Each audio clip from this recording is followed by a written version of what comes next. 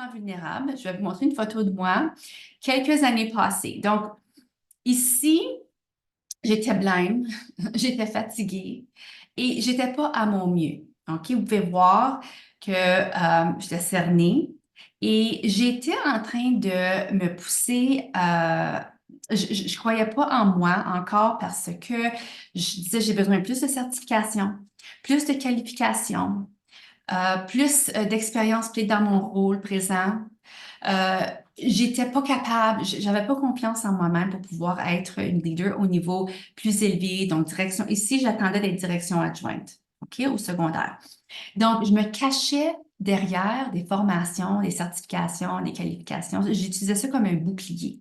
Lorsque je vais avoir fini ce cours-là, maintenant, alors je vais après ça faire demande. Mais là, j'attendais. Puis là, toutes les autres personnes commençaient à postuler. Puis, il y avait des postes, eux. Puis moi, j'étais encore en train de me cacher derrière des certifications. Puis la preuve, c'est que j'étais en train de me brûler parce que j'étais pas épanouie au niveau de mon travail. J'étais rendue comme j'avais atteint un plateau.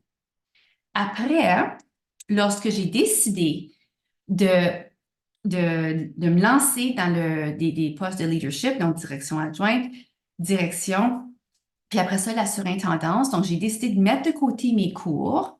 À ce moment-là, j'étais même rendue au niveau doctorat. J'avais fait 40% d'un doctorat parce que je me cachais derrière des diplômes. J'ai lâché ça pour commencer à mettre mon nom, tu sais, au niveau des concours pour aller en entrevue, passer en entrevue. Et finalement, ça a commencé ça a tout ouvert des portes. Puis j'ai quelqu'un, un mentor, qui m'avait dit, tu sais, toutes ces certifications-là, c'est beau, mais ça a vraiment besoin de l'expérience, Daphné. Puis il faut que tu te lances, faut que tu te lances dans le processus. Et c'est ce que j'ai fait. Donc, ça m'amène à une vie aujourd'hui où ce que je suis pleinement épanouie. Je m'engage dans des activités qui me passionnent. C'est authentique envers moi. Je me sens bien. Je prends des risques, tout dans le but de croître.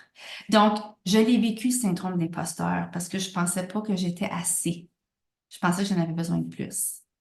Donc, si vous pouvez si c'est quelque chose là, qui résonne avec vous, là, alors sachez que vous n'êtes pas seul. Je l'ai vécu moi aussi et il y a beaucoup d'autres personnes qui se cachent derrière toutes sortes d'excuses pour avancer. OK? Puis ça l'empiète dans ta carrière, ça l'empiète au niveau de ton bien-être. Donc, vous voyez la photo de avant et après. Donc là, je rayonne beaucoup plus. Tu sais, j'étais heureuse, épanouie, puis j'avais hâte là, de vivre les défis.